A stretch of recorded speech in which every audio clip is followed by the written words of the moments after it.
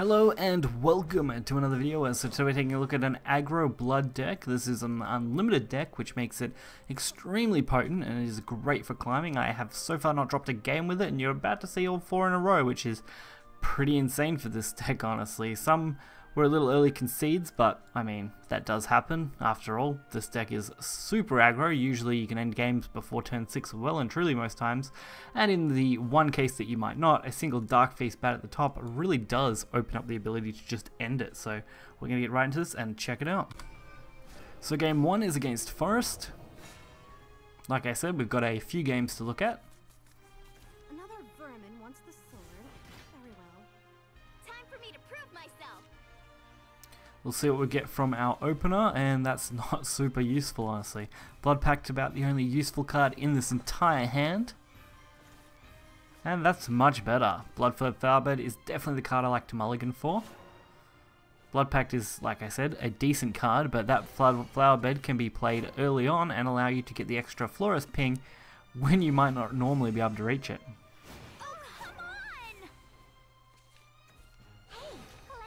Of course, our opponent goes for fairies, super predictable, being Forestcraft.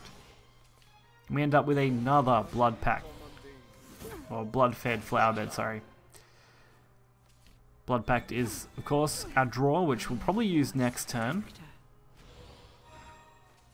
Unfortunately, this is a real pain to deal with. It's definitely not an optimal situation. But we are going to 100% get Florist this turn.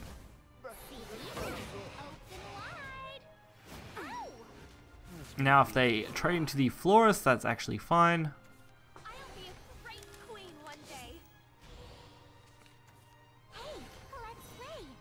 But if they leave it up like they are here, they're in a world of hurt. With Wings of Lust we can heal 9. While of course dealing 9, plus the extra 1 ping, so we're actually doing 10 damage this turn, while practically healing 8. Which is definitely not where you want to be as an opponent, and we take 1 extra, so we actually heal 7. Due to, of course, the healing card there. Plus, the Florist itself will heal us 5 if it's killed, so that is a great advantage to have.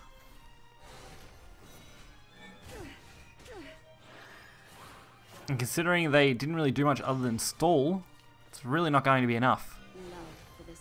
Since we well and truly have lethal. Even Bloodwolf and Flowerbed would have been enough just to end this. This was just a little more flashy. I mean, why not show how much damage we could have potentially had? You're strong.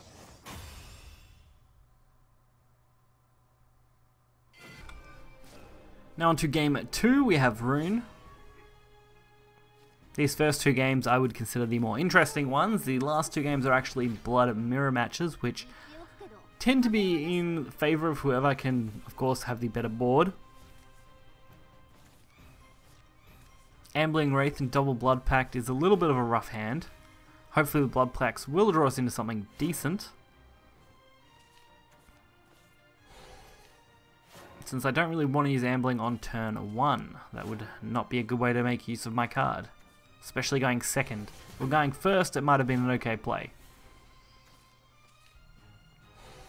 So, Blood Pact, drawing more cards.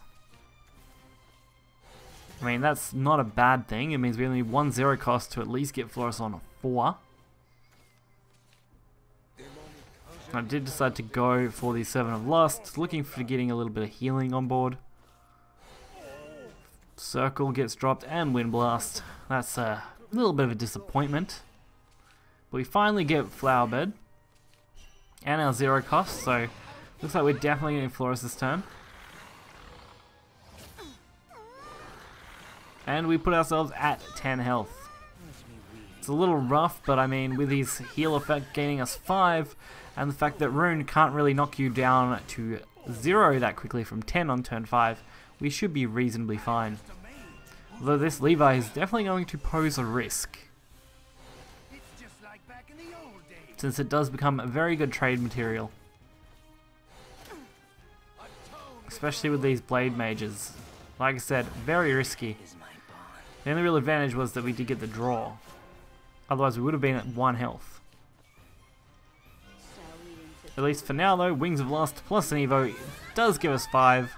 It's going to take us up to 11. We can easily trade into this board. Maybe even play the flower bed if we want to. Take us back down to 10, but we're already in a position where we should be fine. They haven't got very many cards left, which is certainly a good thing. So now we've got a very good chance to go for the Spiderweb Imp play. I mean, why not? We may as well play a defensive card, set up for a potential Dark Feast back going forward, and get whatever damage we can. So there's not many ways I can think to make a comeback here, especially with how many cards they have in hand, and considering they haven't been severely spell boosted, it would definitely be a rough time to even try to attempt a comeback.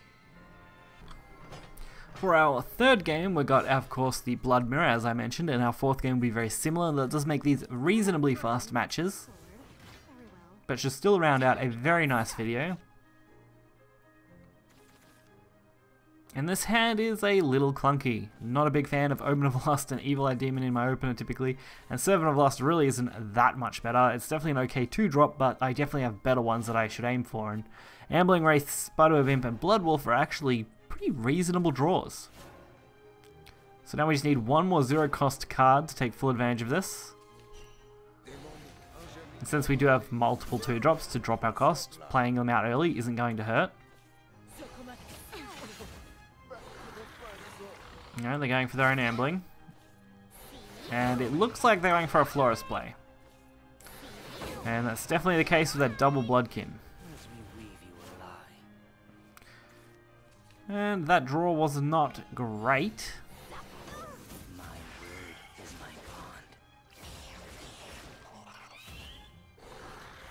But I mean, it is something.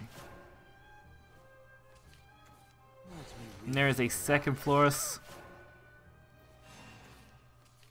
And finally, we get our Razor Claw. That was a perfect top deck. Great way to deal with that. Basically wrecking the board and setting up Spiderwimp, which Blood does not have a fun time dealing with.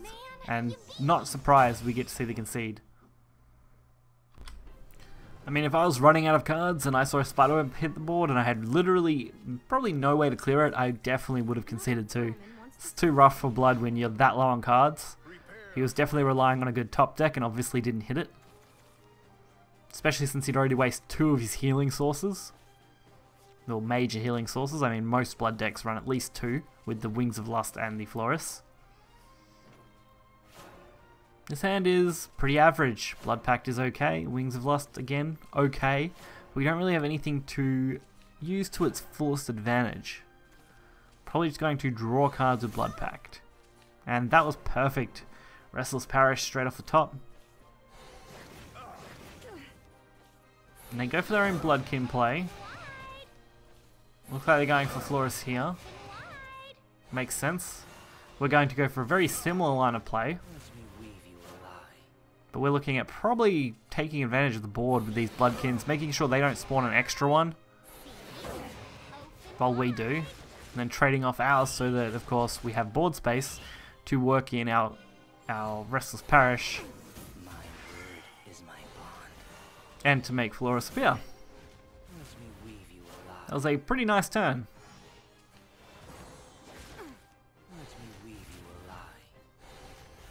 And since they are going to leave this Florist up with an Evo and Wings of Lust, we can do some massive healing. Actually, we probably don't even need to use the Evo, since we can just use this Gift of Bloodkin here to trade.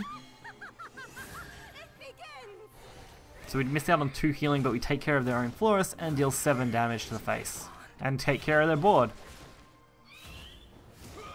Definitely hard to make a good comeback from that one. But it looks like they're definitely going to make an attempt. Snarling Chains. Oh, and having to use that Evo on the Ambling Wraith. Oh, that's a rough one. Not the situation our opponent wanted to be in at all. So we really don't need much now. This in-range general with an Evo will take it to 5 damage. Leaving them just on 2, and their Flowerbed will put them at 1. If they don't have healing right now, it's game over, and obviously, for them, it was.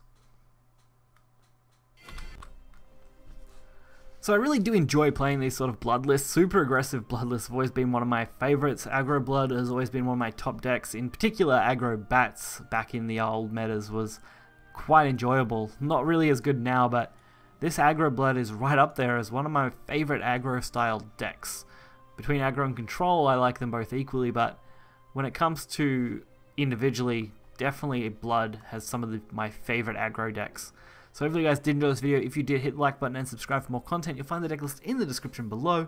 Until next time, see ya.